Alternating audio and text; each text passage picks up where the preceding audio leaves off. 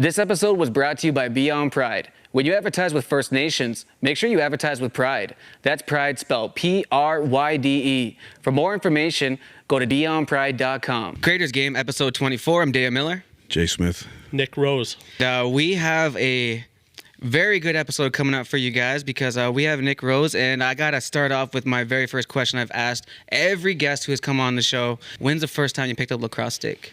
I think when I was about 3 years old in Orangeville, we started pretty young, and probably just kind of running around with like a chicken with a head cut off. But we started pretty young. Mm-hmm. And how did that start for you? Like, was it in your family, someone just running around with a lacrosse stick, or like, who was the first person to say, pick up a lacrosse stick, we're going to play?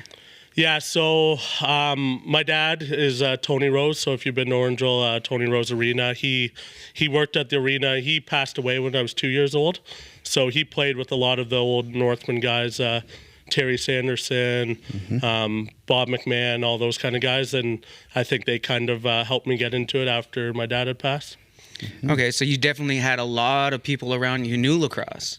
Absolutely, yeah. Okay, and then so like, what was your minor lacrosse like? Who were some of the people that first coming up? Who was like your starting five that you probably played with? Growing up, my age group was kind of every other year. We were contenders after about Pee Wee or Bantam. I played with like me and Evan Kirk would kind of be a goalie tandem every other year. Until I got to junior, not many guys that have ended up in the NLL, to be honest with you, I played with in minor. Once I got to junior, obviously we had a few really good teams with like the Noble brothers, Dylan Ward, Adam Jones, Andrew Suter, Glenn Bryan played in the NLL a while. So yeah, until junior, I didn't play with too many guys that kind of made it to the next level. And when did you say that, or when would you say that you kind of like start taking it serious? Are you seeing that this could be a whole career path for you, not just a sport? Like this could be a job. Yeah, I think once we were having success in junior A, obviously we won a couple Minto Cups back to back, and I kind of always had fun playing lacrosse and played field lacrosse. I played attack and field, so I kind of treated field more like the fun side and box more as the serious side. And then, once we started having success in junior A, I think that's kind of when it clued in and started to find out more about the NLL and that kind of stuff. Mm-hmm. And now, growing up, playing with the Northmen, so when do you feel that like the beef kind of starts with Six Nations? Like at what age category is it like, all right, guys, we know that we have an enemy out there? Or is it not even like that? Is it just kind of like, oh, we're just playing lacrosse, and then one day you wake up and it's like, oh, we have to beat them, and they're just now became the enemy? I think it's just with natural. It becomes natural when the teams are contenders, right? So if you're playing playoff series against each other all the time, you're gonna create some. Not even beef, I don't think. I think it's just kind of two really good teams competing against each other for the same goal. And when you play a team a lot over the course of a season, that kind of intensity gets a lot bigger. And what has been your experience playing against Six Nations as to opposed to playing other teams? Do you find a difference, or is it just kind of like it's all the same? Yeah, no, I mean, it's definitely different. They're an awesome franchise and have been for a really long time. Playing against them, obviously great players. Cody Jamieson grew up playing against pretty well every year. Randy Stats towards the end of my junior career was coming in. I'm old enough to have played against like Craig Point, Sid Smith, all those guys that were huge contributors for Six Nations. So a lot of good battles against them. I seen that you were about to jump in there. I had touched on it in a few episodes back, the Orangeville Six Nations rivalry, and while you were speaking, a couple of things occurred to me. I've went and watched other teams play against Orangeville. My younger son played for Wilmot, huge rivalry with Orangeville. I've talked to a couple other people. I talked to a couple guys from Cambridge, huge rivalry with Orangeville, and I'm like, is the common denominator here is Orangeville? Yeah. Does everybody not like Orangeville, or are they just that competitive? And I've said it. There's always it's almost a hate between Six Nations and Orangeville. But I pulled back a little bit and I thought about it, and a big thing that made me think about it is how the Orangeville Northman has treated a few native players that have went and played there in the last couple of years. Lyndon Hill jumps out. He was a guest on the show, and I coached Lyndon when he was very small, and nothing but great things to say about the organization. So my question that I threw out to the audience was, is there a heated rivalry? Do we hate each other, or is Orangeville just as passionate or more about their team as we are about ours? Yeah, I mean, I think you made a lot of good points there. I think the passion's definitely there, and it's again, two hotbeds of lacrosse that love their teams, and again, I think it has a lot to do with our teams are contenders most years, right? And we're always kind of going up against each other.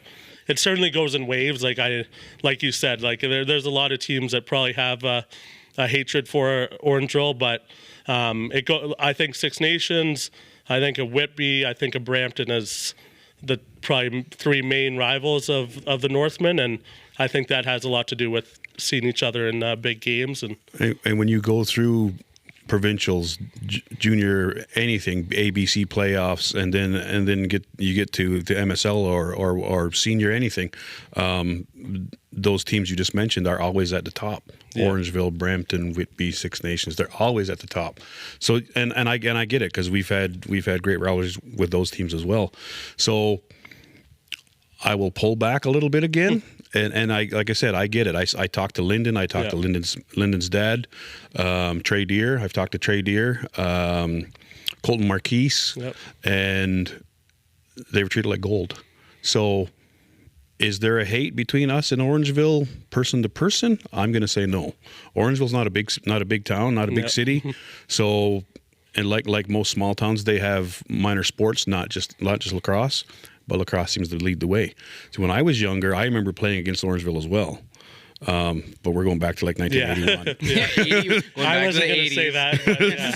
Oh no, I have no issue throwing it out there. I played about 8 or 9 years. I didn't get many shifts because the brain could compute what the coaches were saying, but the legs couldn't do it. So I know what they wanted. It is what it is. Looking back, I wish I was a little more athletic when I was a kid. Of course I do, but I was like most kids. You're on knees and elbows. You're awkward. You're gangly, whatever. But after thinking about it for a long time, I thought, you know what? Orangeville is just as passionate, if not more, about their lacrosse organizations and their teams. So, I mean, I threw it out there to the audience before. I mean, I remember there were times when fan buses from here would go there. And that's when it goes to like the psychology of the game and the chess match that I often talk about. There was complaints the fans weren't let in, made to stand outside and swelter, all that. I wasn't there. I can't speak on it firsthand. This is just what I have been told over the years. It works both ways, because we both know there's been a lot of fights in the crowd too. Yeah. And at the end of the day, after the game's over, it seems 99% of the time, there might be a little bit of chirping going on, but everybody leaves in a pretty good mood still, most times. Well, everyone leaves entertained. Oh, for sure. Yeah, everyone definitely leaves entertained. Like, now you're a goalie on the floor, getting to see everything happen. You got front row seating to the game, and like, again, everything that's happening. You see people always. Like he's talking about people getting upset in the stands and stuff like that.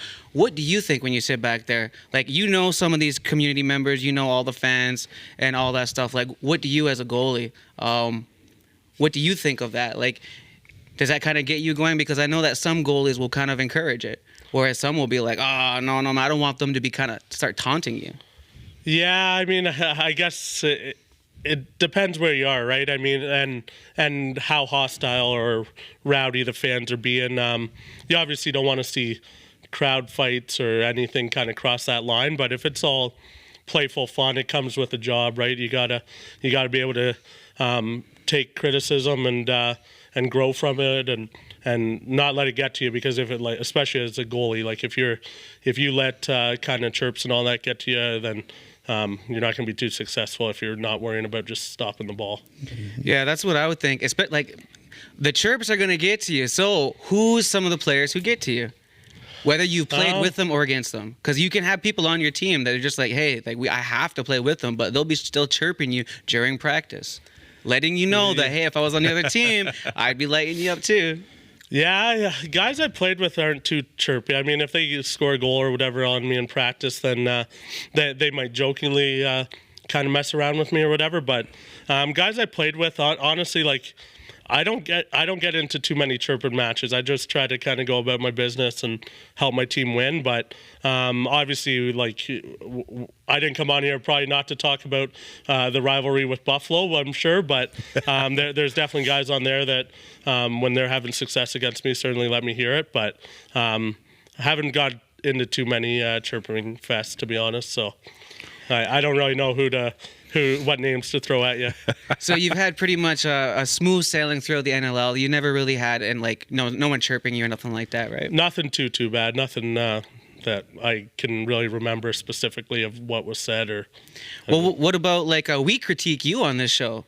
So like, has there been any critiques that you're just like, no, that's not right? Like, has our opinions been wrong? Do you feel our opinions have been wrong? This episode was brought to you by Beyond Pride. When you advertise with First Nations, make sure you advertise with pride. That's pride spelled P-R-Y-D-E. For more information, go to beyondpride.com.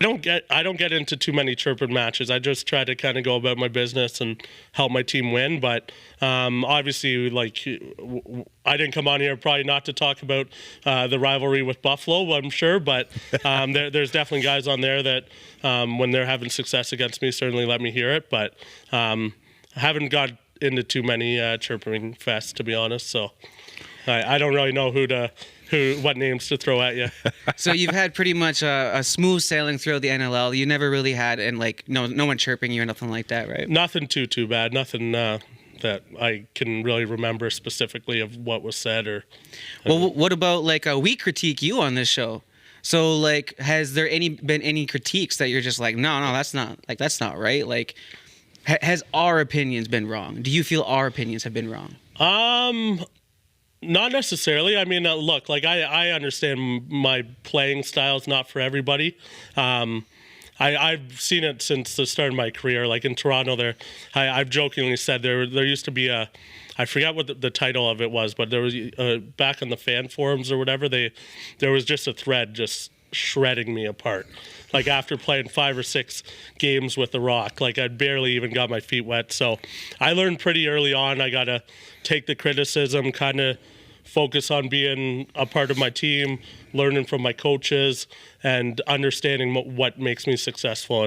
And again, I understand my style's not for everybody, and people say I don't move or whatever, but some people would argue that I've already moved to where I need to be, right? And I'm in the position, and I think I'm pretty in tune with what makes me successful.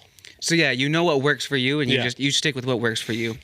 When that incident happened with Dae Smith, now you watched or you listened to the last episode where I was kind of saying, I just heard that. Yeah, he it seemed that he kind of dove at the net. I'm not saying he ran the net by no means. It was probably an accident. I think we all made that pretty clear. But do you feel that your team should have done something? And if you were playing for the Rock in that moment, would they have done something? No, I don't feel at all that my teammates should have done anything on that. That's different. That's different than intent, right? Dane's not a dirty player. He's one of the best players we have in the world. He's trying to score a goal. It's still a fairly tight game in the fourth quarter, 5 minutes left. I'm trying to make a save, which I think I got a piece of it. I might have hit the post, and we collide. And I wasn't trying to sell it. He wasn't trying to run me. He ended up getting a penalty on it, whether right or wrong, and we go to the power play, and our team tries to make them pay, right? Which is huge for winning a game, and especially in Buffalo, because we've been in scenarios where we haven't capitalized on that power play with Toronto, and then it turns around and we lose the game, right? So I'm not too worried about getting even in that moment. Dane's not coming in with intent, and I'm sure down the road, if there was intent behind it, then that's a different story. But I don't think that in that situation specifically, my teammates need to worry about me too much. Yeah, that's what we had discussed. Yeah. Like if there was intent, he wouldn't have tried to score. He'd just run right into you or dove right at you. Yeah. There would be no attempt to score. And you do get players that still are doing that stuff. I don't condone it. I'm not going to tell them not to either, because that's not my job. I'm not on their bench. But we did discuss that. Was it intent from Dane? Probably not. No, definitely not. There are guys that maybe take bad angles here and there, but on that play, not necessarily. And we're trying to win the game still. And how has the transition been? You know, now being with a new team, new management, new everything. How's the transition been? It's been great. I mean, Calgary is a great organization. I obviously had a real short stint a long time ago with them. I know all the coaching staff very well, all Orangeville guys. I'd known a lot of the guys from playing against or playing with in the past, so it was pretty smooth. I think our first game was in Colorado a few weeks back. As soon as we had our first practice, it was like not much has changed. Lacrosse guys are all very similar in terms of just being a team and preparation. Well, it goes back to at that level, even right down to junior. There's not much you have to teach. Yeah, a lot of guys can come in on a new team. They know the basics, even a higher level of the basics. It's just learning a new system, perhaps. Marshall Paulus had touched on that learning how certain guys play and adapting to them and getting used to them. But as far as most lacrosse plays go, they're pretty standard across the board. So it's easy to make that, and your job's to stop the ball. I mean. Yeah, I probably have the easiest job adjusting to a new team. No matter where the shot's coming from, I'm trying to save it, right? So, there's a few little things that, as a defensive unit, we're trying to figure out still. But mostly for me, I'm just coming in and try to see the ball and try to stop it. Mm-hmm. And how did it feel getting that win over the Bandits there? The other, not that good. It didn't feel like no. What?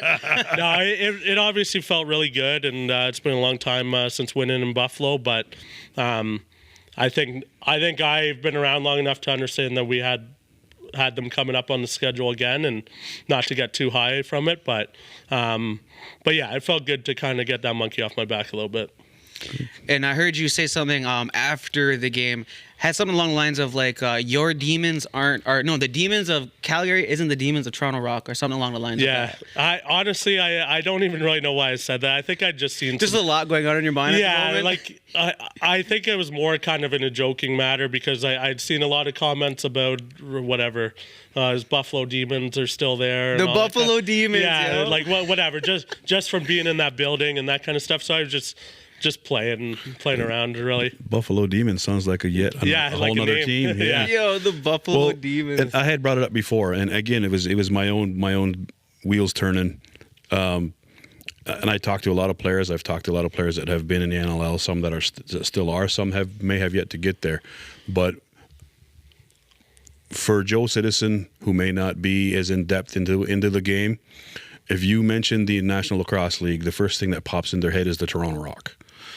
To me, the Toronto Rock are the poster child of the NLL, unofficial poster child of the NLL. So who is going to get the heat when they're in a slump? You are. Yep. And I'll be the first to admit, of course, I was all over that. That's my job, though. Yep. Yeah, no, I mean, obviously, I agree with you that I think the Toronto Rock is, if not the staple franchise in the league, then one of them. I think you could argue Buffalo's there too. Yeah. Yeah, I think that's just part of sports. We were obviously struggling with the Rock, lost a lot of close games, and just with the playoff picture, changes needed to be made, and they were. And that's how lacrosse and sports go. Unfortunately, it does, yeah. For me, I guess. Well, I mean, I've said it, and I'll look right at you and say it. There was a lot of games, to me, you were exposed. And by that I mean exposed. Says. By that I mean you said you have your style, and I understand the style you're playing. To me, and again, people have said it. You just said it. People say you have a certain that you don't move. You have a certain style. That's your style. I get it. I have a goalie that plays on the Rivermen same way, and you're right. You have made the move already. You're playing angles and stuff. You've made that move. I understand that. Yep. So when people are saying you don't move, so to me, when I said you're exposed, to me, that's, in my opinion, a weaker defense has exposed you and your possible weak spots? Yeah, I mean, I guess are there specific games you felt that more so than Honestly, others this year? Yeah. First thing pops into my mind is President's Cup in Oakville. Oh, sorry. I thought you meant this winter. Well, there was a couple of games, and I'm like, but yeah, like I think, Prezi in Oakville. Yeah, I guess like are you talking about like the I guess Let's break it down. What year are we talking? this Well, was two summers ago, right? let's start with the President's Cup in Oakville. I said it, and I'll say it again. I thought you were exposed, and after discussion with one of my Rivermen players who has had a cup of coffee in NLL, Yep. he said what happens in Senior B, and I see it. A goalie in Senior B may not have as good of a defense in front of him as he will in the NLL, and I get that. After hearing that, I'm like, okay, I get that. So yes, I said when I saw you exposed at the President's Cup, you didn't have the same defense you do with the Toronto Rock. Now jump to this season, yep. And I get the Rock are doing a little bit of house cleaning. I get that. I think that some of those defenders left you exposed, and you were exposed again. Were you? Yeah, I mean, I guess a lot to unpack there. As far as the Prezi goes, I mean, it's an insane tournament. You play, as you guys know, 7 games in 6 days, and I felt like I actually played pretty well at the Prezi. I think we lost one game to the Rivermen 5-4, where Dustin Hill stood on his head. Obviously, nothing I can do about that. The rest of the round robin, I think we had swept the rest of the round robin, and I felt like I was playing at a high level and keeping teams to a low number. We lost in the semis. I think it was 8-7 to the Miners. Obviously, Levi Anderson makes a nice play and scores a big goal late in that game to knock us out of the gold medal game against Ladner, who we had beat in the round robin. And I feel like I played a pretty good game against Del Bianco, who I think we all probably agree is one of, if not the best goalies in the world. So I will agree. Yeah. Big fan. And then the bronze medal game against Snake Island ended up being a blowout for us. So I guess I just don't quite understand fully of how I was exposed at that in terms of like the overall goals against, or. Well, I think it's just there was a lot of times, like I said, the one goal, Anderson scored a big goal. Yeah. Could that have been saved? Yeah, probably. I think a lot of goals I let in could probably be saved by. We're going to one specific goal there. I get it. I'm explaining myself. I think for Senior B, like a lot of the regular season, it's tough lacrosse. Like for NOL guys to play, just it seems like the lineups are helter skelter and that kind of stuff. But like once you get to the Ontario Finals and the President's Cup, it's good lacrosse. Like like I'll tell anybody, like that's the Senior B circuit isn't an easy one by any means. Well, at last year's President's Cup in Ladner, I was out there with the Rivermen, and I believe it was Chris Kluche, because my son played with Klutz in Allegheny. I had to sell my own son to Allegheny. Yeah. So at any rate, he told my son, he's like, this is the hardest thing I've ever did, because you're right. You're playing round robin 7 games in 6 days, and that's only round robin. If you don't get to the playoffs, you've played 7 games in 6 days. If you get there, then you got 2 or 3 more to go.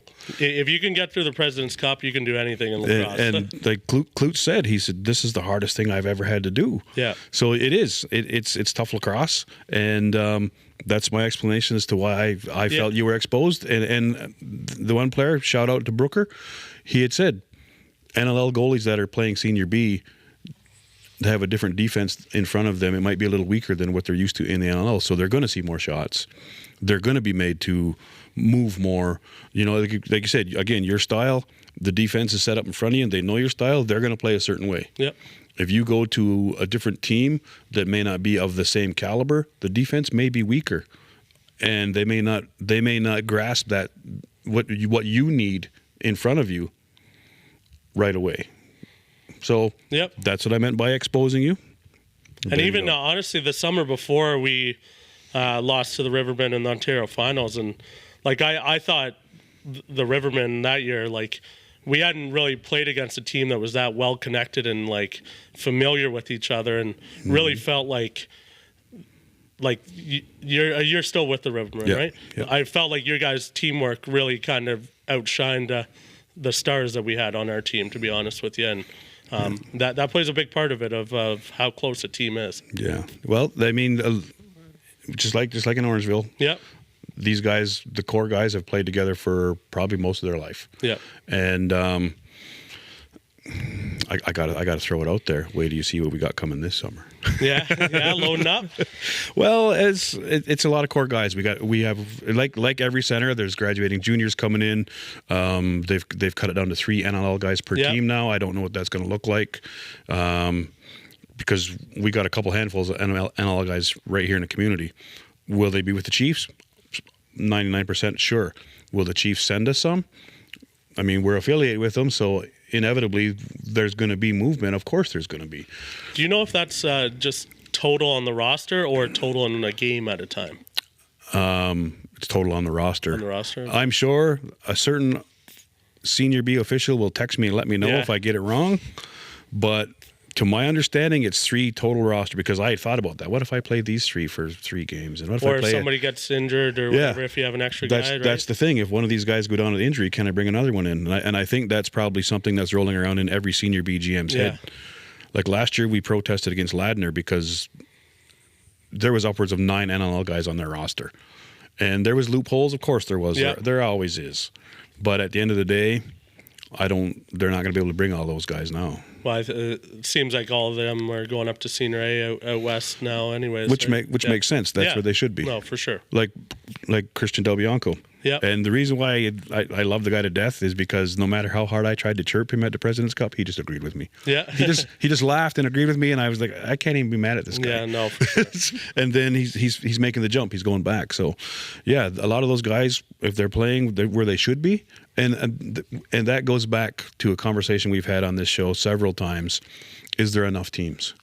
They started the Senior C loop a few years ago to give more teams for players to play, because they were funneling how many players out of junior. Let's say there's across the OLA, let's say there's 250 guys graduating junior lacrosse. Yep. They get to funnel into, at the time, 6 Senior B and 6 MSL if they can crack that roster. So 250 guys funneling into 12 teams, and I think Senior C may be upwards of 10 teams are now. They just brought on another one this year. But there's still not enough. There's enough talent for 2 or 3 more teams in each league. Yeah, I mean, more teams would be great, and try and grow these leagues and game. And we got a Can-Am team back here again. So there's another, right now there's, what did we count? 4 senior, 4 junior right here. That's not counting senior women's team. Oh, so. Yeah, we got 9 senior teams, one of which is a women's team, but we got 4 junior teams and 4 senior teams here. Enough floor time to go around? Or? That's a big topic. That's a big topic too. But I have a question. Yep. Why doesn't Orangeville have a senior team? We've had that debate internally a lot over the last whatever decade, but I certainly would have been loved to have played for a senior Northman team the last decade. But I think the thought is kind of that is like, if you have a senior team, and we have 3 junior teams in Orangeville now, right? Can people go to the arena every night of the week to watch lacrosse? Maybe, but at some point, do we want to support the junior teams as best as we possibly can, or do we want to have somewhere for the guys to play in the senior and potentially take some of that support away from the junior team? So I don't think it would lose any support. I don't either, but it would be a lot of work, obviously, for somebody. It would be a lot of money. So someone's got to really kind of take that on. And floor time. Yeah. Yeah, we probably have less arenas in Orangeville than Six Nations. We got the 2. That's the it. 2? Okay, so yeah, we got 2. And I mean, there's communities outside Hagersville, Caledonia, Brantford. Yeah. There may be floor time opening up there because the Brantford Junior C team has moved to Burlington. Yep. So I don't know what that looks like. Well, you're a GM of a junior A team. You know what kind of work goes into being a GM. Yeah. It's just as much as a GM for a senior team, probably more. Yeah. So you're right, to put another team in is a lot of work. But I think Orangeville, after all these years, needs a senior team. Maybe I'll bring that up at our next executive meeting, see if we can Do you want me to look right down the barrel? Yeah. Orangeville needs a senior team. Yeah, I appreciate that. Yeah, no, I mean, it's definitely something we've talked about, and trust me, everybody that graduates from Orangeville would love to be a Northman for life, but I just think we have a lot going on with the junior teams, and I think just unless somebody really kind of takes the bull by the horns and gets her started or starts a process, we're just focused on the juniors. Yeah. So you're a general manager for a lot of teams, a lot of behind the scenes stuff like that. Let's talk a little bit of management of like the NLL and different things like that. Or even like the junior and senior and different things like that, like management in general. What do you think lacrosse needs? What do you think lacrosse needs to actually grow? Because it starts with management. Yeah, I guess I'm not too well entrenched in the background of like the business of the NLL. We obviously have a players association. The owners have the commissioner, and like that goes into CBA talks coming up. I just think people need to kind of try to collaborate a little bit better than we have for a lot of years, and that goes to every level. Like you guys have talked about the rumors or whatever. Like the OLA and CLA are always battling. The OLA and BC are always battling. It's like we need to get lacrosse people in one room and have real conversations instead of a lot of backdoor conversations. And I don't know exactly what that looks like, but there's just a lot of stuff that doesn't kind of help the game grow, unfortunately. Do you think those like conversations can happen? Or no, they can happen, but how do you feel that they can happen in a healthy way? Because, there's a lot of differences of opinions of how business should be done when it comes to lacrosse or how lacrosse is perceived nationally. Yeah. So like we have to like start there of just like, hey, why isn't Canada putting this on the pedestal? Why isn't Canada putting lacrosse on the pedestal it deserves? It's the national sport. Treat it like such.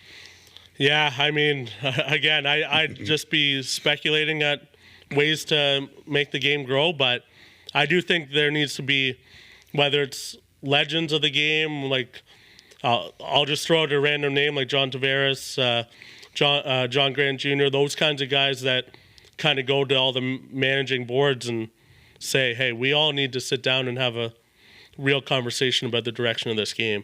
Oh, for sure. Like, we even at a minor level, we round out at about between 25 and 30 teams in minor. Yeah. Here. That's not counting all our junior, all our senior. It's hard. You're right. It's hard to grow the game even just locally because we're all jammed, literally all jammed into these two little arenas, and we had the discussion about needing another arena, and we're like, there's other centers around here, Simcoe Minor Lacrosse, small town center. They put out, they're doing great things. They always have, but they're a prime example of their better players leaving to go elsewhere to play, and when you get to a certain level. I'll use Lyndon again as an example. Was there room here in our junior organizations? I don't know. But he obviously went elsewhere. He went to Orangeville, and it's happened to a lot of players. My own boys have had to leave the nest, so to speak, to play elsewhere. Because is there a spot for them? Is there room for them? Sometimes it boils down to politics, and I'll be the first one to say I can be political. I'm not an ass kisser, so a lot of people don't like that, and the sins of the father have been paid on to my sons. I get that. But there's that backdoor politics, like you were saying, everywhere. And you're 100% right. Those conversations need to come to the front of the house and not all back. And I think that is how we would grow the game, not just in one center, but across the board. You're right. We need more lacrosse people standing up. Joe Citizen, our average Joe that's a lacrosse person, needs to say, here's how it is in the trenches. Yep. I'm sure that guys that are in high level positions at Lacrosse Canada and high level positions in the OLA, they've put their time in. They know what it's like. But how many years ago was it when they were standing on a bench or playing? I myself, I'm the first one to say I kind of have to step back from the game because the game's evolved. My coaching style hasn't. I know that. I know I still coach the old school way. I've learned from phenomenal guys, Timmy Bunbury, Jason Johnson. I learned quite a bit from Marty Stotts, Willie Skye from the field perspective. I've learned a ton from him, but my learning stopped when I started going back more into a managerial position, being a general manager, being a vice president, being whatever. And I know now, I can be the first to admit, am I able to jump on a bench? I can. Am I able to go back to minor, which I did do this year, and go back to actually having to teach? I'll be the first to say it's difficult. Yep. So when you get these guys that are 20, 30 years removed from the game itself at floor level, and they're up in these offices, do they know what is needed in 2025 and moving forward? When their playing day stopped in 1988. And some of the people in charge haven't played the game, and that's kind of a problem too. Like, yeah. And to no fault of their own, like maybe they do, maybe some of these people do just want to be involved and see the game grow, but unless you played, there's certain stuff that you don't quite understand about the game, right? Yeah. What would you say is like something that is a common thing in the dressing room? All the players are saying that they need. Like, what are some of the needs that are unmet of the players? That's just a common thing that everyone's saying.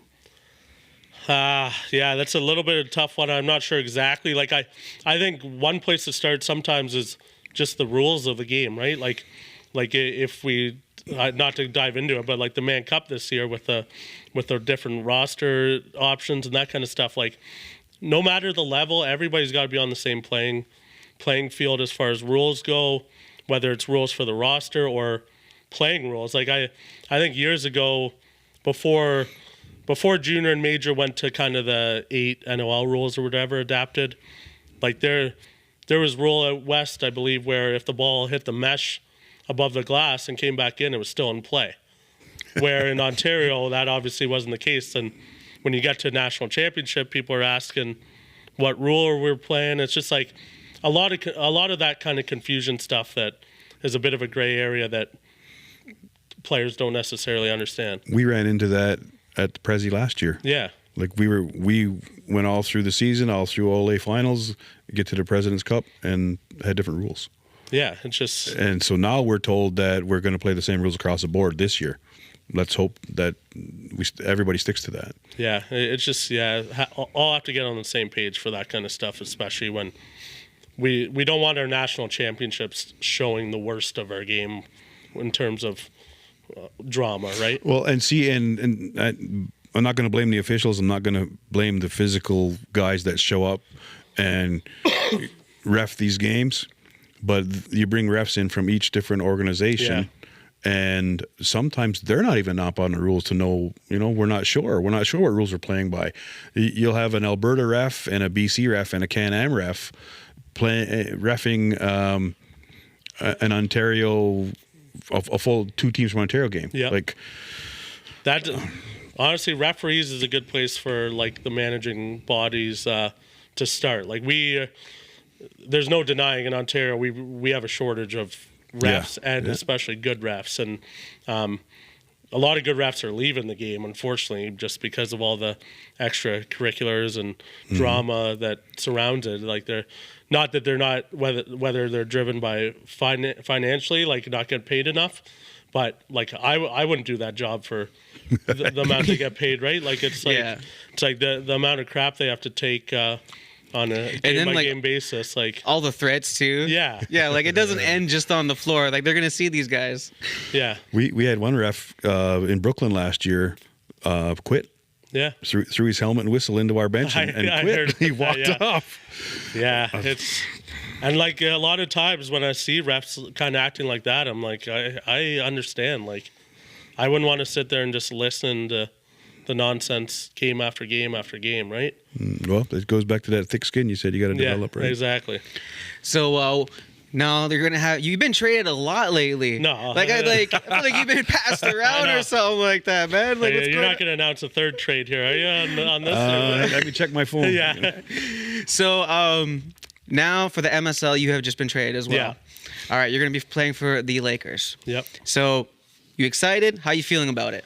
Yeah, so obviously the timing's kind of weird. That's been in the works for a while, and that was pretty mutual conversations between myself. Obviously, Jamie Dawick owns Oakville Rock as well as Toronto, and Chugger, Steve Dietrich, is the GM of Oakville, and they came to me probably a few weeks before the Toronto situation kind of happened. Said Oakville's going pretty young. For whatever reason, like Jamie obviously has his reasons of kind of the direction of the Oakville team, and my timeline being an older guy doesn't kind of fit the timeline of going young in summer ball. Have you heard all the podcasts where he mentioned you? I've seen or heard most of it. Okay, so like the same on one day you basically like, are you staying in this guy's house or how's that work? Yeah, I can definitely clear that up too. But so like the last 3 years, I've been living with Latrell Harris. Well, actually that's changed to like who's been in the house or whatever. But with 3 other guys that have played for the Rock, we're paying rent, and Jamie certainly helps with that. But like that's built into our contracts, right? So like I put a lot, when we're doing a contract, I put a lot of value into having rent covered, obviously, with the year we live in and how times are going, right? So if you were to talk to pretty well every owner in the NLL, they probably got, I'm guessing, 4 or 5 minimum guys that they're kind of helping on that side of things. There was a time about 3 years ago where we had lived in a pretty big house in Burlington that Jamie owned. I think there was at times 7 or 8 of us off the Rock living in there, but that's since gone away, and we're living in Oakville now and paying rent, and my name's on the lease and all that kind of stuff. But you didn't have to clear it up that much. Well, I don't know. Like, do you want to see my you start bringing out the lease or what? No, just the card will do. Yeah, no, it's funny. Like that's just how it goes, right? And I do put a lot of value into that being taken care of when I'm doing a contract, and if it's not taken care of, then I'm looking for more on the salary, same as probably anybody in that all. Okay, so on the day that you you knew that you were getting traded. Which one? I guess you knew that you were getting traded from the Toronto Rock. I didn't know about that until the day it was happening. So you found out the day that it happens. Yeah. And then now, because you know that, like, are you moving? Or you kind of cleared that up a little bit, but like, you're still in the same spot. No, still in the same house. So you didn't have to give up no keys or nothing like that. No, still working at the TRAC. Me and Jamie are as good of buddies and close. We're basically family. I think people probably need to just kind of separate like lacrosse decisions to everything else. Like I understand the perception people have, but at no point have me and Jamie ever had a conversation like it's a deal breaker on the lacrosse side and on job or whatever, right? So no, still at the TRAC, still. That's actually good to hear that those lines weren't crossed. Yeah, I appreciate that. Yeah, no, Jamie obviously with Toronto had to make a tough decision, and he obviously made two tough trades for the Rock, and feels like he's looking to the future, which hard to disagree. Like right now, he's potentially sitting with the top 3 picks in next year's draft, and then the year after, the pick I got traded for could potentially be a guy like Joey Spallina, Finn Thompson, Matt Collison. So like, I understand looking to the future. It's obviously. It's been tough because I said to him the day he told me that it was probably going to happen, you want to be in the trenches with your guys, and like the guys on the Rock are my brothers that I've fought with for a long time. I wanted to kind of fight to get back in the playoff picture with them, but so to have that opportunity kind of taken away from me was a tough pill to swallow, but at the same time, Jamie's doing what he feels is right for the Rock, and I can't fault him for that. This episode was brought to you by Beyond Pride. When you advertise with First Nations, make sure you advertise with pride. That's pride spelled Pryde. For more information, go to beyondpride.com. Yeah, like, it happens in everyone's career, because you kind of started off talking about it that he was going younger. Yeah. And you're getting older. Everyone gets older, right? So what do you see the future for Toronto Rock? Because you keep like you keep mentioning like they're like family. So at some point you're gonna come back, right? I would assume you're gonna come back to your family, and then you might move up as, I don't know, maybe you'll be coach, maybe you'll something else. Like or maybe you can go back on the floor. Like what is it? What I can we mean, expect obviously next? that's been talked about a lot too. I'm a free agent. In the summer, I'll have a decision, and depending on what teams kind of approach me, I'll be able to decide where I play next year. Would I love to retire Toronto Rock? 100%. But saying that kind of takes both sides to get there whenever we do have those conversations, and things may change on both ends, right? Like if Troy Holochuk, which he has had 2 pretty good games, if he stands on his head like I know and think that he can, they might just want to roll with him and not bring me back, and I'll look to other teams, and vice versa. Maybe I feel after talking to some teams in the summer might be a better fit for me to finish out my career than.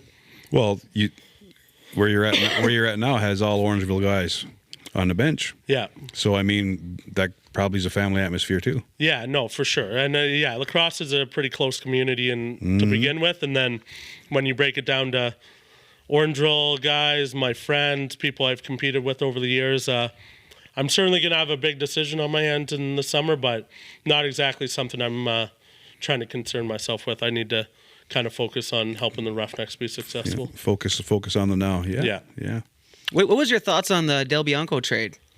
What was your thoughts on him specifically holding out? And because you're a goalie, I feel that like he's kind of setting the standard about how much money someone can make. Do you feel that like he held out? Again, he said it wasn't for the money, but do you feel like he held out and then potentially got more? And does it make you interested to wonder what he got? Yeah, I mean, after getting to know Delbs the last few years and had a chance to play with him with Team Canada in the fall, had some conversations about the holdout and that kind of stuff. I don't think that was motivated by money at all. I think he's admitted Calgary made him a good offer. It was more about getting close to home and starting a young family and that kind of stuff. So obviously he did what he felt he needed to do to get out of Calgary, being a guy that wasn't that close to being a free agent, unfortunately, or like a free agent that can turn down the franchise tag and kind of control his own fate. So it ended up working out. He got the trade to Vancouver. I think we got a lot better as well, bringing in Braden Lady. If anybody's watched him play, he's a absolute animal on the defensive end. So as a guy that just got to Calgary, I'm happy to have a monster right-handed defender in front of me that can scoop up a lot of loose balls. And Delbs is happy, better for the league, having one of if not the best goalie in the league back playing. So I think it worked out both ways. Just took a little while, obviously. I agree. Like Del Bianco was, I never ever thought he was doing it for the money. He had stated, I think last year, he wanted to go home, and at some point you always do. Like Dae hit on a good spot there. Will you go back to the Rock? Yeah, that's home. Yeah. That's home. I won't be going back to Oakville Rock, unfortunately. I'll be going to Peterborough, but as far as Toronto and all that, that's something I'll worry about come August. Well, and if Oakville's going younger, obviously they're going into a rebuild stage, and you're going right into a Mann Cup contender right away. So, any nerves there? Yeah, I think maybe a little bit of nerves. Obviously, it's a great fan base. They pack the Mem Center all the time, and they played in a lot of big games. Obviously, it's an uphill battle for any other team in Canada going up against the Chiefs.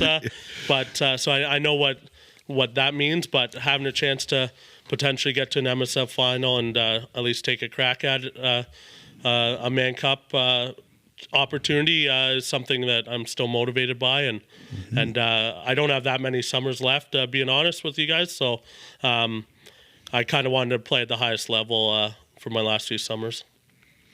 What's the perception of the Chiefs, like from the other teams? Like, what do you feel? Do you feel that they're just kind of like? Do you feel that everyone's just kind of like, yeah, they're just stacked. They're just a stacked team. Not that there's no point in trying, by no means, because like the Chiefs can be beat. We've seen it before. Peterborough beat them a couple times last year. Yeah, we've seen it before. But like, what's the perception of it? It's just I mean, I think I'd be lying if I didn't say that everybody knows how stacked of a team they have, and they've won the last couple Mann Cups, and they continue to get better every offseason, bringing in guys. So obviously we'll see who they bring in this year, but they're definitely the favorites heading into this summer. And I obviously know at least a handful of guys pretty well off the Chiefs, and I think that they maybe don't feel like they're that stacked. Like they know they're a great team and can win the Mann Cup again, but I think that they're a focused group that's going to be hard to beat, and you never know. Sports are funny like that, but hopefully we at least have an opportunity to compete with them and battle it out in the MSL finals, but we still got to get there as well. Yeah. What are you most excited for, though? Having 2 new teams, having 2 new opportunities to potentially not necessarily rebrand yourself, but, to shine somewhere else. Yeah, I mean, again, like my only focus is just being a good goalie, a good goalie and good teammate, and trying to go in and be a part of those groups. I know it's probably cliche for a lot of lacrosse guys, but I'm not super worried about my brand or anything like that. I just I'm excited for these new opportunities and just to be a part of a couple of new groups. I'd say. I'll say this: since you got traded to Calgary, there's pretty much been crickets on anything I look up or read, especially after beating Buffalo. It's been crickets. Even with me, there's been crickets. So maybe you don't look at it as a rebranding, but there has been a switch thrown now, because now not everybody is blaming you for everything. Because like I said, you were the one that got to. It's like the Toronto Maple Leafs when everybody loves them, but when they continuously crash, who gets the blame? The guy in net. Yep. Yeah. I mean, and the Toronto Rock, obviously, there's a lot of eyes on that franchise. Just from like when I grew up, I was a season ticket member with my family. We'd go to games all the time, see them winning championships, and really the Rock for a lot of us put the NLL on the map. And so that comes with the territory with all the outside noise and criticism and yeah, I mean, I'm glad, I guess, there's not as much right now, now that I'm in Calgary. But again, like I kind of said, I learned early on to not try to, not necessarily not read that stuff, but not let it get to me. Mm-hmm. What does get to you on the floor? I thought Warren was on the show, like what, episode 3 or something like that. Yeah, 3 or 4. But he talked about having to talk to a sports psychologist. Have you ever had to talk to a sports psychologist being a goalie? No, not specifically. We obviously have, like with the Rock, we have a big coaching staff. We have player development people, great training staff. So mentally, I haven't had to speak to anybody specifically, but have had to put in a lot of work in terms of understanding my style, like we talked about, understanding what makes my teammates successful when they're playing defense for me, understanding a lot about my opponents, like in terms of watching video, writing down notes and that kind of stuff. So no, I wouldn't say I've had to speak to too many people outside of the organization or the staff members that I've played for. You've had a pretty smooth sailing. No one's chirping you. You don't have no sports psychologist. Well, pretty smooth sailing, yeah, I mean, easy going. Yeah, we have a really good thing in at the TRAC with like our clinics there now. Obviously, people are just kind of around a lot more than other NLL teams, so we have daily conversations kind of about what's going on. So I think on that side of things, like I'm learning now with Calgary, like you do some stuff during the week, but like it's a lot more just pure weekends where, like, in terms of flying in, practicing as soon as you get there, where we practiced in Toronto on Tuesday nights, get the guys around each other. We do extra film sessions during the week. So just how the teams, I've had it pretty good in Toronto, I'd say, in terms of just kind of being close to everybody in general. Well, I think with the Toronto Rock, you're 100% right with that. And with most of the players being pretty much GTA guys, it's easy to get there. Yeah. For a Tuesday night, for a Wednesday night film, whatever. And it's probably the same way with the Bandits. Yeah. Where for most of the teams, everybody's flying. And like we're going different directions. Like I was at the airport on Sunday. Like Jesse King's going to Victoria, Eli Slom is going to Vancouver, Cam McLeod's going to Saskatchewan, and I'm coming back to Ontario. Right, so it's like like everybody's kind of got their own thing going on during the week, and then we come together. Obviously, we have preparation during the week that we got to kind of be accountable on, but for the most part, it's not like a daily thing where at the track it is like 5 or 6 of us there all the time. Big advantage right there. But I was thinking about that while you're talking, and like probably out of the whole league, maybe 2 of them, Toronto and Buffalo, have local guys. Yeah. And everybody else is fly-in day before or I'd say day Vancouver's starting to get there too. They're going pretty local out there, but like a team like San Diego or Las Vegas. Yeah. Philly has some guys. But those most of them are fly. You fly in and do, like you said, do that stuff day you get there or the next day or whatever. Even in our small Senior B loop, they're called Collingwood now. I remember a couple of years ago when I was with them, we would want the players there real early game day because that's when we practiced. Yeah. Because there was no sense in trying to get guys coming in on a Wednesday night for practice when they're driving 3 and 4 hours from how many different directions. Yeah, it's tough to manage. Mm-hmm.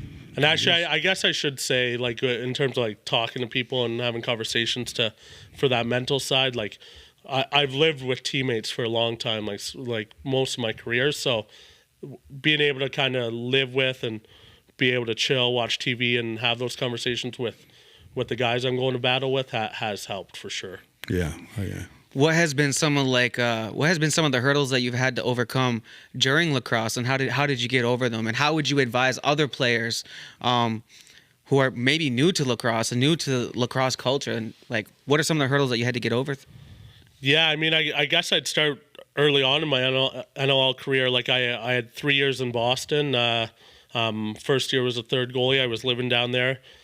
I still haven't seen as many shots on me as I did living down in Boston that first year, and we'd go out for shots 2 or 3 days a week. I was only goalie and be out there for 2.5 hours, 3 hours. So as far as a goalie, obviously you want to be seeing a lot of shots, especially as a young guy, but it's more just kind of for the NLL, like seeing how professionals act. Like I was lucky enough to have played with Dan Dawson in Boston in my first few years. He's obviously one of the best guys we have in the sport. Anthony Cosmo, one of the best goalies of all time, right? So Mike Poulin as well was one of the other goalies. So really tried to kind of be a sponge. And I'd say like hurdles, like my first, after Boston folded, I went to Calgary where I was only there for the half of the year before I got traded to Toronto, but things weren't really going that great for me. Like I think I only got traded to Toronto because that was Frankie Scigliano's rookie year, and they dressed him in a game in Washington, which was relatively close to BC, just with family and stuff going as the backup, and he went in and stole the show, and we got a big win, and then I ended up being kind of the odd man looking out in the with Poulin and Frankie there, so I was kind of on the sidelines, and then luckily my relationship with Terry Sanderson kind of came through with him trading for me in Toronto and giving me an opportunity, and then not looking back, and thankful for the kind of work I'd put in Boston to help me be successful. But I would say, like, as far as hurdles go, just kind of not always seeing I guess the light at the end of the tunnel in terms of playing time or just a true opportunity until it really came. Yeah, I've never thought of that, right? Because you're a starter. So to have those moments in your past and be like, yeah, there was times where I wasn't the starter. Yeah. I wasn't getting the playing time. So what kind of pushed you through that to say that, I'm gonna keep showing up to practice. I'm gonna keep showing up to games. I haven't gotten played in a little bit. I'm not getting the time that I should be getting, but I'm gonna keep going. What kept you going? Yeah, I mean, obviously, just at heart, I'm a lacrosse player first and before anything, and I think even when things aren't going your way, you want to stick with it, and if you love the game and you want to just keep playing and until you hopefully get that opportunity. And I was lucky enough to have been provided that opportunity, and I think for the most part I've made the most of it. Obviously, like we can talk about no championship and all that kind of stuff, but again, like I think that's the other side of it, was like there was a point where I was maybe thinking that this maybe, like, my career might not have been an option or have gotten that opportunity. So that's where I think with where I'm at in my career, I'm super thankful and just trying to really make the most of it still. Yeah, it's a really, really, really great way to look at it. Like, even when you say that, like, you know, no champions and no championships and stuff like that. Like, yeah, some people might dwell on that, but you're just like, hey, I'm just grateful to be here because maybe there could have been a chance that you weren't here. Don't get me wrong. Like, I want a championship as bad as anybody in the league, and still striving to do that. And we've been close with Toronto, but that's just kind of how sports go. Like, sometimes you're going to run into a better team, and I feel like we have ran into the best team in a lot of years in my career. And but saying that, I also recognize the other side where I am grateful for the career I've had and I continue to have. Who are some really great players off the floor that you become actually like really good friends with, and you know, outside of lacrosse, you guys are going to be friends regardless? Yeah, I mean, obviously a lot of guys I've played with over the years. One of the early ones from my career was Damon Edwards. We lived together. He came to Orangeville our last couple years of junior A. We lived together out in. I played 4 summers out west as well for Senior A in Coquitlam. So lived with him. So he's one of those guys that I'll always kind of talk about when asked a question like that. Challen Rogers, obviously, I've lived with a lot, and he's the captain of the Rock and absolute great guy. In terms of, I'm trying to think of guys maybe that I haven't even played with that I like. Mike Poulin, I had a little bit of a stint with in Boston, but he's definitely one of the best guys in the league. Probably the funniest guy. He's got a great sense of humor. If you ever get a chance to meet him, but yeah, there's just so many good people in lacrosse. It's hard to really kind of pinpoint. What's your favorite memory at the track? At the track, there's been a lot of good memories. I mean, trying to think as far as playing, I guess like Oakville Rock, we've had some pretty good runs. Like we lost to Peterborough in I think it was the 2018 MSL finals. We had a good team. We beat Six Nations in a tight battle in the first round. So that was pretty special kind of run with a team that wasn't quite as good as those teams, but we worked really hard and it was a fun group. The Prezi was pretty fun. Like, honestly, that's a memory that I'll remember forever, just the grind of that tournament. And I thought it was a pretty well-hosted event from the track side of it. It's a great place for a tournament like that. We've had countless events for our programs, like the Rock Stars, like Border Wars. Junior NOL is always probably the best weekend of the year at the track. I don't know if you guys have been to that or not, but just to see the kids from like areas of other NOL teams come and see the place for the first time. When I get to see people walk in and be like, oh my God, like what is this place? Like, I'd never seen anything like it. That's obviously pretty special. Yeah. Well, a lot of people have similar about the ILA. That we've said it on here. I felt that way the first time I walked in there and playing against the Arrows. Well, that's like we've been saying it a lot. There needs to be another pad added onto it, and I could be wrong, but there was talk that the original plans were for it to be a 2-pad. Whether that's true or not, I'm not sure, but it'd be great to see it because we need it. Yep. Like going to the track, you often wonder. Like for the Prezi a couple of years ago, that could have been a 4-day tournament if it was played on both floors. Yeah, I know, easily. I guess you don't want to take whatever ticket sales away from each game or whatever. Yeah, but like we definitely could have done that, and like a rink like that for an event like that is pretty good. And you're at the track for employment. You can correct me if I'm wrong, but was that year Oakville? Were they not kind of like an emergency house because it was originally given to Nova Scotia that year? For the Prezi. Yeah. No, if I remember correctly, I thought it was maybe the year before it was going to be an emergency host when it was out in Alberta. Okay. I thought there was kind of rumors that Edmonton or whoever was having some troubles with organizing the event, and I think we were going to be an emergency one that year when we lost to the Rivermen in the Ontario finals. And But then I think we were always hosting the next year, but I'd have to ask Jamie about that. To be honest, that's what that was word out there is how Oakville got to host was because it was an emergency situation, but it doesn't matter regardless. But it's those are the kind of questions I get. Yeah, no. And like we put in a bid for this summer's President's Cup. Obviously, Brooklyn got it. It'll be played at Iroquois Park in Whitby. Not Luther Vipond. thank the good Lord it's not at the Vipond. That whole arena, like not just for hosting an tournament, that arena, the Rivermen founder Cap Bumber. I don't know if you ever met Cap.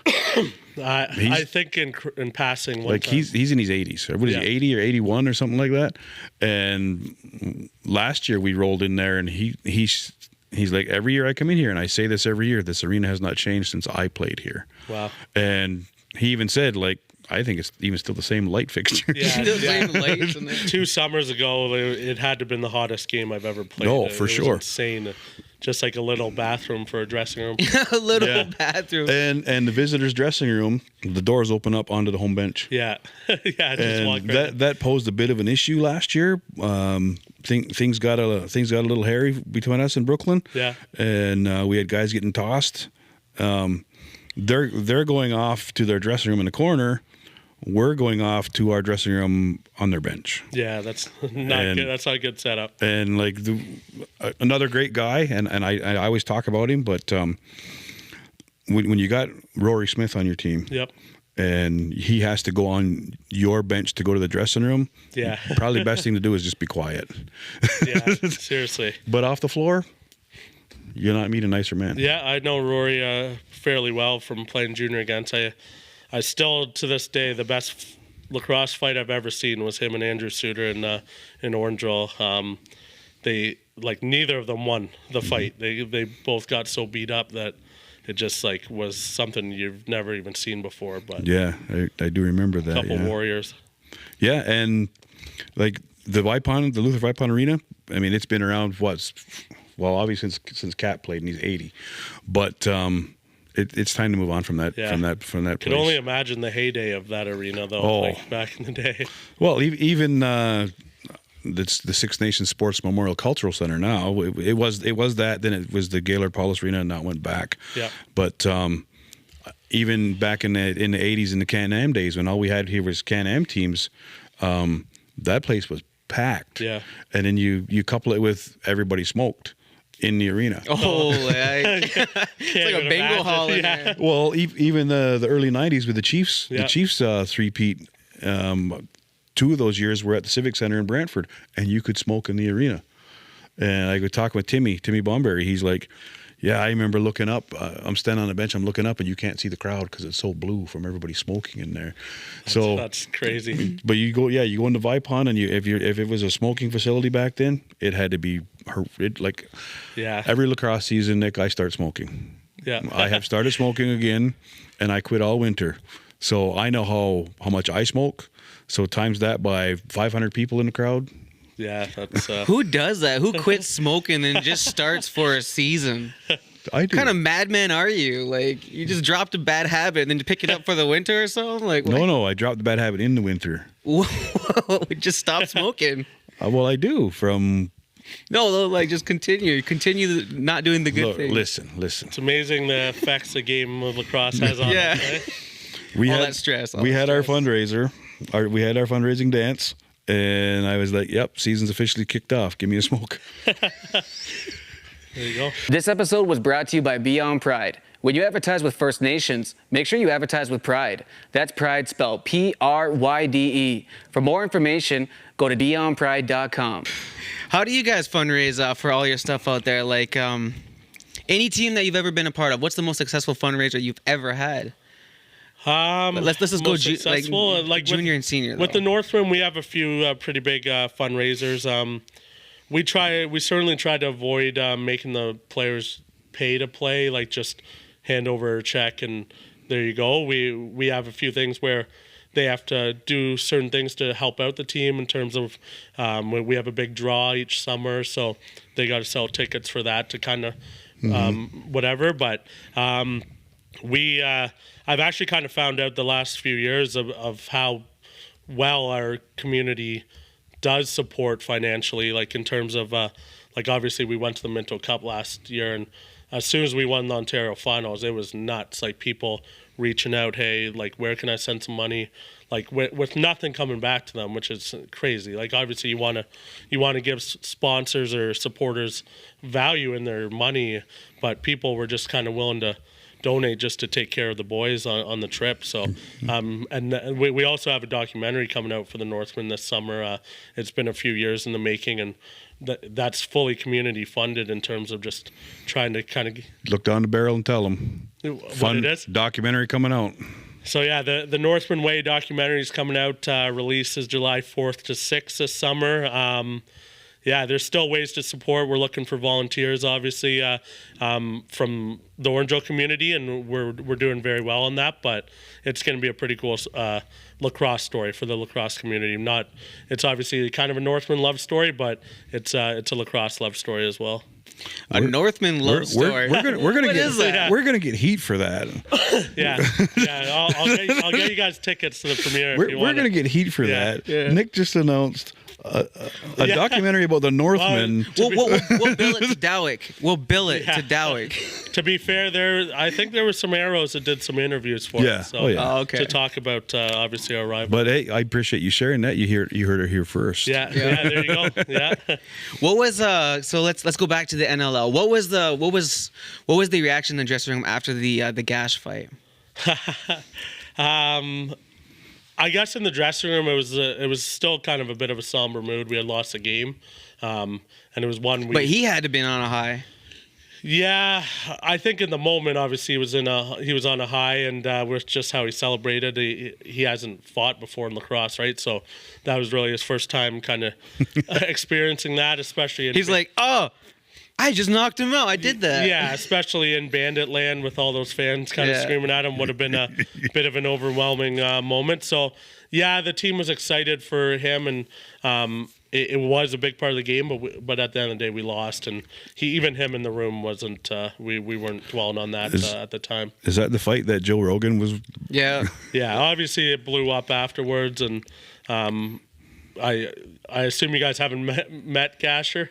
No. Yeah, he's a very quiet, humble guy off lacrosse, and so he lives with at the house as well.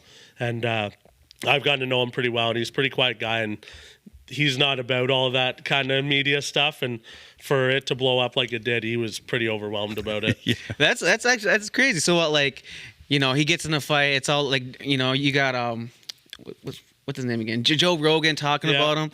How is he reacting to it if he's so quiet to it? You just be like, hey, man, did you hear Joe Rogan was talking about you? Yeah, I think like, he just felt like it was kind of just a lot of craziness. I think he got a DM or two from, like, a pro football player. I think DJ Dallas was the running back, said something about it. So I think I'm sure he probably thought it was fairly cool, the, like, craziness of it, but I think he didn't really want to kind of be the focus of a lot of social media stuff. So now then, I wonder if he's going to have to step up and be the fighter. Yeah, Does he take some pressure off of Hofstrauser? I don't know if you can take that pressure off of Billy. I think he likes that pressure on him, but yeah, I mean, I think certainly people might have to think twice about fighting Elijah, but saying that, I think he's a pretty good player as well, and yeah, for sure he's kind of a pest out there. And well, he was on the team. He wasn't brought in to fight. No, exactly. So if he's good enough to make the team. But if you're a guy that's big like that and can defend yourself like that, then I think that's a good asset to have. Added bonus. Yeah. Yeah, I think that's what, like, the sport needs. Not just someone going out there and fighting. Like, I understand that, like, it gets people going and all that stuff, but. And I didn't even know that he was quiet because it seemed like he was celebrating. It seemed like he was hyping it up. Like, kind of in shock, honestly, and like that. Yeah, I think that he just didn't really realize what was going on. If you could read lips. Yeah. we need more of that. We need a video on the Banditland fans if you want to read lips of what they were probably saying to him in that moment. 100%. Bandit fans are rabid. Yep. Like, they outsell the Sabres. Yeah, I mean, I think in that same interview you brought up, I had said that this is the pinnacle of our our league, like playing in Bandit land, 19,000 every game. It's awesome, even when they're booing you. Yeah. How does that feel when they're booing you, though? Again, it seems like you've had it pretty good, though. Like, you know, like you're not getting chirped too much. I think at times there it's so loud you don't even really have like much in your head to think about in terms of like what they're saying, or it's just so loud you're just trying to focus on the game, and in some ways that helps, honestly, not to kind of get too wrapped up in it as far as focus goes. Now, I do all the music and I do all the DJing and stuff for all the lacrosse teams around here. So, like, some people have difference of opinions of when it comes to music being played during the games. What's your thoughts?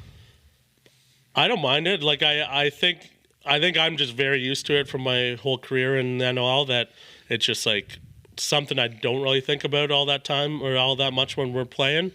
Obviously, summer ball, there's no music, and it's very, I guess, like, organic. I don't know, like the noises that come from a game are kind of a lot more natural and how the game's supposed to be watched. But I don't think music necessarily takes away from the NLL side of things. But I guess I don't know. Like, as far as watching a game, I can see how some people might not love it.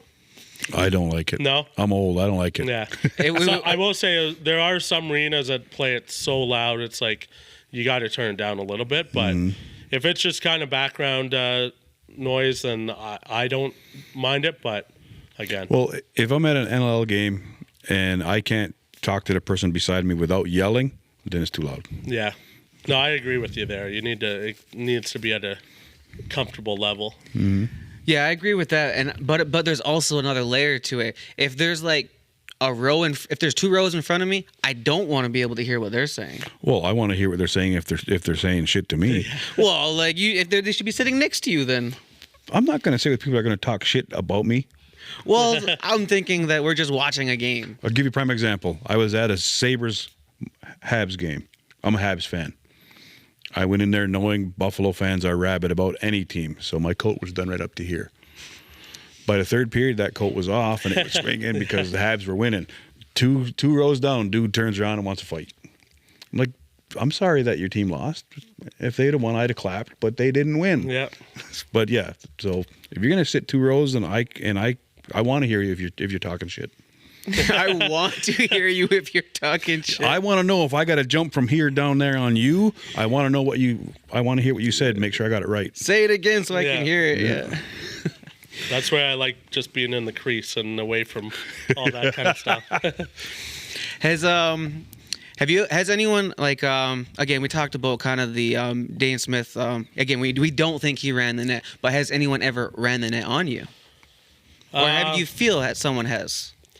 I don't think there's many guys with intent to run a goalie. I think there's definitely plays in the NLL where guys definitely take a bad angle at goalies, and like the only option is to take the goalie out. But again, it is a fast game, so unless it's happening game after game after game, I wouldn't really think that I have anybody at the top of my mind to kind of throw out there. But there are plays in the NLL where, like, maybe the guy just needs to take a crease call and not come right at the goalie's knees. But it is few and far between, to be honest. So. Yeah, it's just because it's been kind of like a common thing in this community. Well, I don't know. It's happened a couple times, right? It's happened a couple times to the same goalie. Yeah, same goalie in a lacrosse game and then in a hockey game in the span of a couple months. Really? Yeah. And nothing against the goalie. Like, this young man, he's a really cool young fella. But at our Dreamcatcher lacrosse tournament, he got ran. And then there was, I don't know if you've ever heard of the Little NHL. Yep. So he was playing at the Little NHL. He's a goalie in hockey as well. And he got ran there. Like, there was, on both plays, there was no effort to take a shot. They just ran him. Yeah, like that's the kind of stuff got to get out of sports, whether it's hockey or lacrosse. And like I said, this young man, I don't know. I don't think it was anything personal on either play, but it's two different sports, same kid. Like, And he's a damn good goalie. So But it's stuff like that, then the player that's doing that needs to be prepared for a fight. Oh yeah, they grabbed a hold of him. But I mean, on one from a coaching standpoint, did the other coach? Was that player sent to do that? Probably. I don't know. Yeah. Yeah, it's wild around here, man. I don't even people aren't even playing sports around here. We're just running at each other. Yeah. So I have a few more questions here for you. So like on here we always talk we're always trying to grow the game. Last week we talked about like what could be next. Like we talked about how people are doing podcasts, there's reaction videos. Vale brought up the possibility of like having a video game, having outdoor games. What do you think could progress the game? Like if you had the money to really just put it, like throw an ideal out there and fund something, what's something that you think would actually be beneficial for the sport of lacrosse? Yeah, I think video games is a great place to start with kids, right? The amount of video games that gets played in the society nowadays, or even growing up. I was a big video game guy. I don't play that much anymore. Like I'll play NHL or whatever here and there, but like that would have been something growing up, like that really would have kind of shot off the sport. I think I'm a big sports card collector, so I think the NL and all that kind of, even the PLL have done it the last few years, but I think sports cards is a good way to connect to your fan base in an easy way, and anything that really just kind of puts eyes on the sport, like obviously podcasting. Maybe some sort of reality TV show. I don't know. I think way back in the day with the Blazers with Boston, they put together like we had cameras around us, like post game, pre game, and all that kind of stuff, and they put together a sizzle reel to try and promote Netflix or whatever. It never popped off, obviously, but if you could ever get some sort of limited series show on just the behind the scenes, like some of the NHL and NFL, like Hard Knocks, that kind of stuff. Mm-hmm. I'm gonna throw another ideal out there. I'm always just throwing out ideas out to these cameras here, and at some point someone's gonna budge, and they're gonna be like, "Hey, I want to finance that," or someone's gonna steal it. Yeah. One or the other. Probably steal it. Probably steal it. But I have an idea of like the ILA, or even like the TRAC or something. Like, take the ILA or the TRAC. You have so many personalities there who are invested into lacrosse. You could have a reality show that just takes place at the arena about all the ongoing management, the arguing, all the different stuff. People talking about, oh, we should get new things on the menu, or the popcorn machine's broken. It could be literally everything that goes on at the arena. And then, of course, at the end of every episode is the final game, and you get to see like, just clips of a reality show of like maybe of a Chiefs game versus Peterborough or something like that, right? And it could be like The Office, and I think it would be funny. We've jokingly talked about that at the TRAC, not like with any real substance to do, but yeah, I think some of the ongoings of the TRAC and conversations that are had, some probably shouldn't be filmed. Some of the conversations, jokingly, but yeah, I think something like that would be pretty cool. Or whether it's just like a full-on kind of like fantasy factory type stuff where like Dude Perfect, that kind of stuff, like where you're doing different competitions and content and stuff all the time would be cool, but would be a bit tough to put together, being kind of a smaller side business, right? I think it was the PLL who did it. There's like it's called the Quiet Library or something like that. Okay. Have you heard of it? I haven't, no. So basically, like MTV does something where you go into a library and you have to play games and you have to be quiet. I've seen clips of that, yeah. I think the PLL did a version of that. Okay. Which I think stuff like that would work great for the NLL. And then I even last episode I had a take on here talking about the PLL is kind of like wrestling, where the NLL is kind of like UFC. Even the way that they market it. Yep. Like if you look at the PLL, they're all even like in the podcasting, in the media, the way they do things, it's more for the entertainment than the actual game itself. Yeah. Whereas like, the NLL is like box lacrosse. You're stuck there. You can't just be entertaining. Someone's gonna hit you. Someone's gonna fight you. Yeah. You have to play.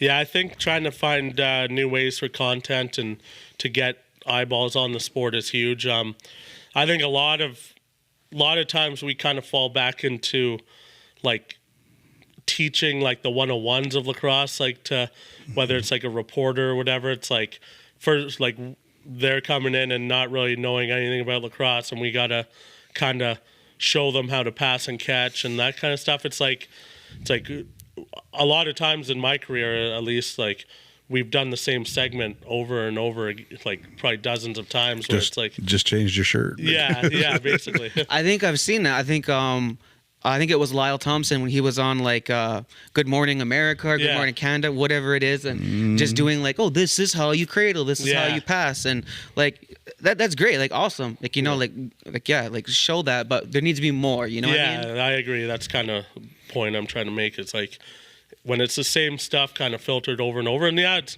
some of it's cool to watch, and maybe first time viewers only seeing that for the first time, but internally I think there's a lot more to do still on that side.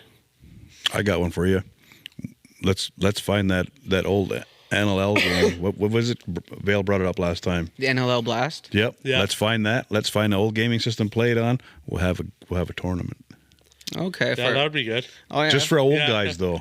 Yeah. For the old guys. Well, I mean, we were young when that came out. You got to play it on one of those big TVs like that goes through the wall, basically. My TV at home is an 8 foot by 5 screen. Yeah. I'm not saying I have it at my house, but yeah, I don't think you can play that on the big screens back here. Maybe. we have a place not far from here. Yeah. It's called The Barn. Okay. And it has a projector with a huge ass screen. You could legitimately. I think wasn't there a video game tournament there before? I don't know. They've had so many different things there. You could legit have it there. Well, there's like professional video gamers, like teams, compete against each other. So like, let's see them come and play this game from 2001. Yeah, that'd be a pretty cool event. What has been some of the interesting things that, whether it be the Toronto Rock or the Roughnecks, that they have asked you to do on like media days?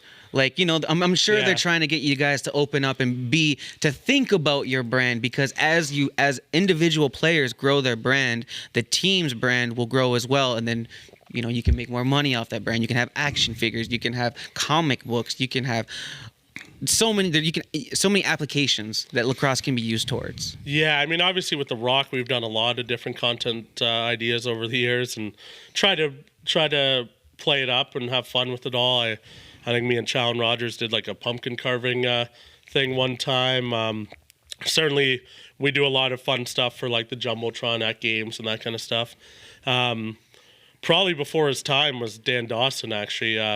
Back in the Boston days, he took advantage of some of the rookie guys in terms of getting them. He had like one of those original little cameras that you just like a pocket camera, and we were doing some content videos. Me and Matt Lyons, who played in the NLL for a few years, we reenacted one of the Superbad scenes.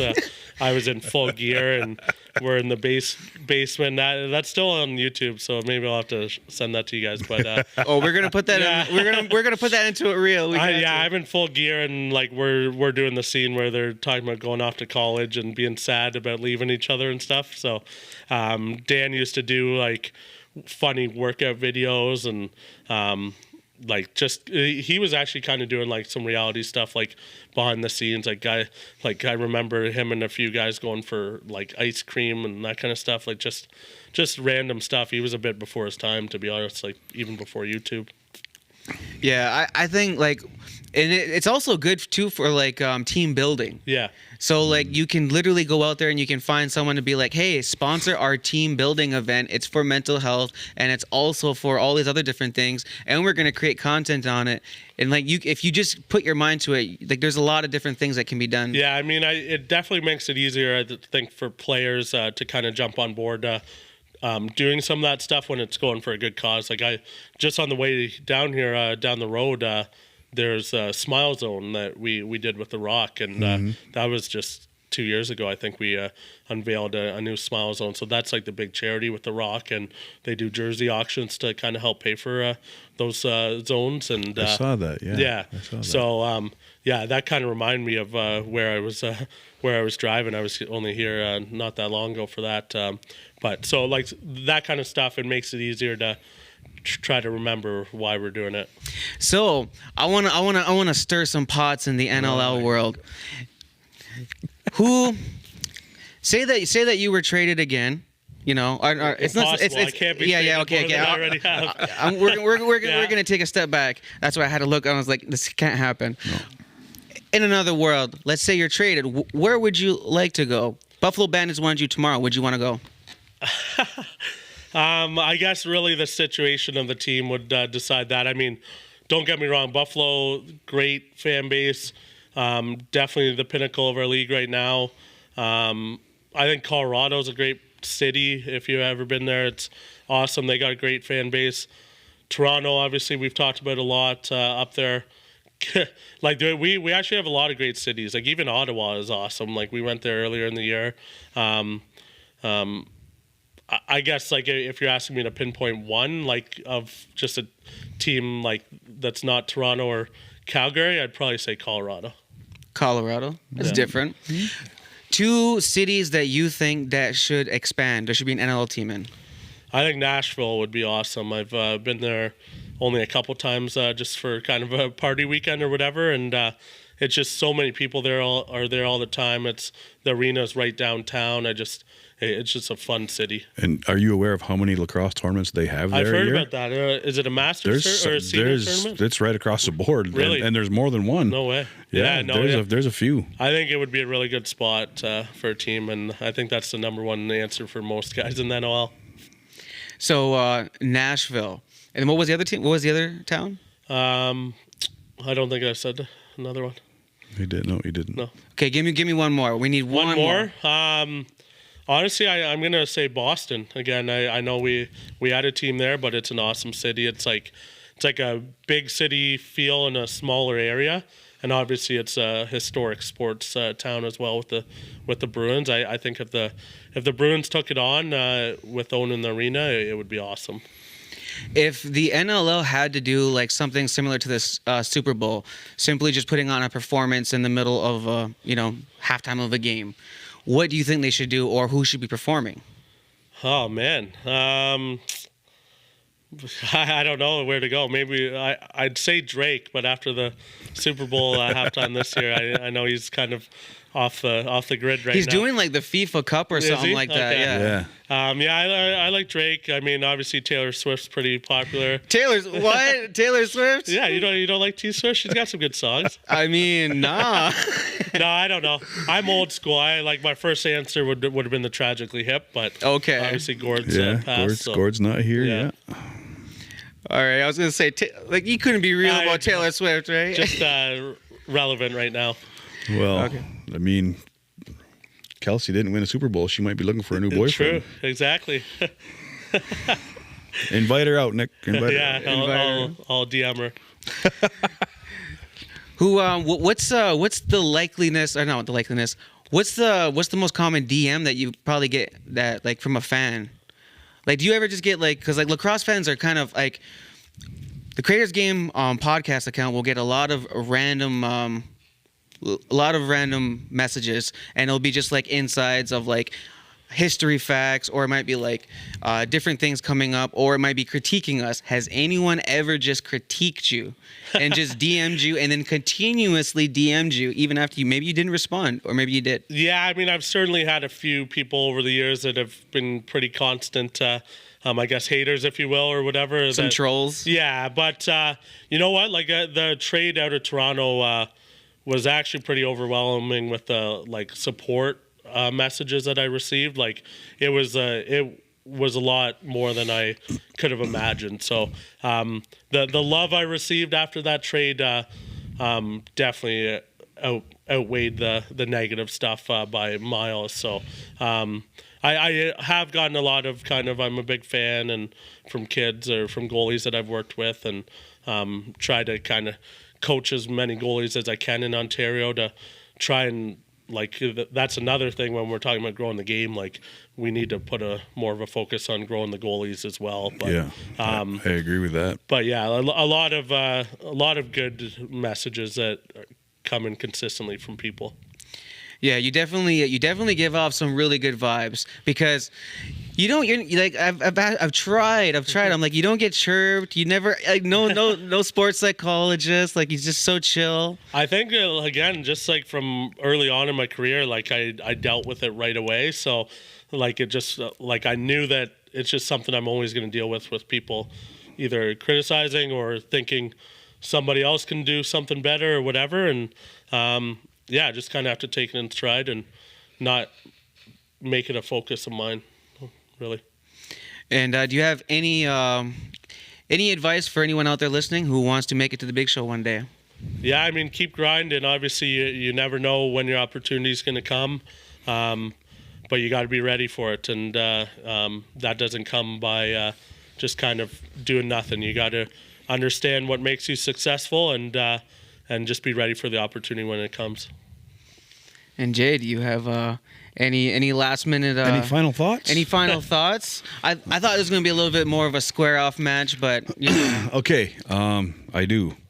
When we get the table ready, we'll put it look- right through the table. Have a wrestling match. Tables, ladders, and chairs Yeah. match. I look down the barrel again. Oh, here we go.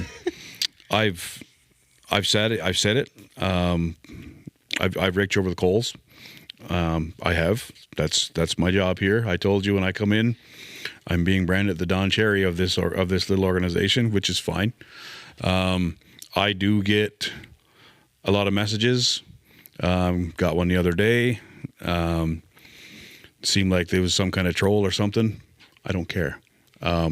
My point is, I've had my opinions of you, and now that we've sat here and looked at each other right in the eye and have hashed them out, and I've realized you're not the Toronto Rock arrogance. I've met Nick Rose, the man, and you've shattered all images that I've had in my head of you, and I thank you for that.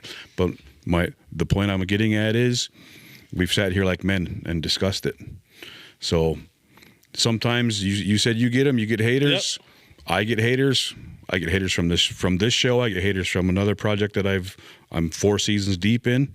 But the thing is, if you have something to say about me personally, say it to me. Yep. I'm not gonna. Yeah, we've sat here and broadcasted it globally, but to me, it shows that 2 adults can work it out. So if anybody has issues with me, message me personally. Don't come through the show. If you have issues with me, call me. If you don't have my number, there's a reason why you don't. Yeah, that's kind of the problem in this world, right? People aren't willing to kind of go face to face and talk things out, and everybody just kind of wants to put stuff out in the world without kind of talking about it. And I'm glad I came on here to talk. Well, that's the thing, though. Dae is right. People were expecting us to have a verbal square off, and was there a point to it, though? Yeah. No. Would that have made? It might have been good. Might have been good for ratings. Might have been better for ratings. Yeah. Someone get thrown through a table. All right, yeah, should we grab him or we what? Where's we the got to table? throw him through the Gary, table. throw me through this table. Got the cameras. But that's just No, just you it. guys are trying to put eyes on the sport, and I respect that. And all opinions are welcome, and glad we could. We got tryouts coming up soon. Yeah, I know you got Just the saying, Northman, I just got the saying. Northman hat on. So Okay, yeah. hopefully we're this cordial in a couple months, I guess. Not a problem. Yeah. Not a problem. We'll have to see, but as long as you guys both leave it on the floor, I want to thank you for coming out, and we finally squashed this fake beef. It wasn't even real anyways. But thank you for coming out to the Hopefully show. I don't get traded again next time, or before I come on here next time. I guess. I don't know. Don't put that out. Don't put that out No, I there. know. Don't put that out Well, it's there. funny, like all this stuff about being traded and between me and Jamie, and like we were laughing this morning, like we just had a fantasy baseball draft the other night, and like we're shooting it off in the group chat, just joking around. We're still all the same, that kind of stuff. So it's just like people can talk about stuff they don't know, but no, it's all good. Well, at the end of the day, we bleed the same color. Yep. You're still human. You have a life that Yep. you still have to go back to. And I am glad to hear that this didn't affect your living situations, Yep. your job. I'm glad to hear that, because outside of being a goalie, as a person, those are staples you need in your life. Yeah, for sure. And you're 100% right with working out rent in your contract. Yeah, because it's ridiculous nowadays. Yeah, I mean, The economy's bad out there, man. It is. The economy's bad. It's almost like there's a new tariff in town. Yeah. a new tariff in town. You like politics? I'm not talking You want to get politics, into no. politics? Let's do I it. had to throw- This is the show. Hey, I had to throw one dad joke in there. Yeah. we can talk about politics. You can come on here and we can talk Yeah, about I'm the wrong politics. guest for that. I stay ahead of all that. Alrighty, thank you for coming on the show. That was the Creators Game, episode 24. Till next time. Peace. This episode was brought to you by Beyond Pride. When you advertise with First Nations, make sure you advertise with pride. That's pride spelled Pryde. For more information, go to beyondpride.com.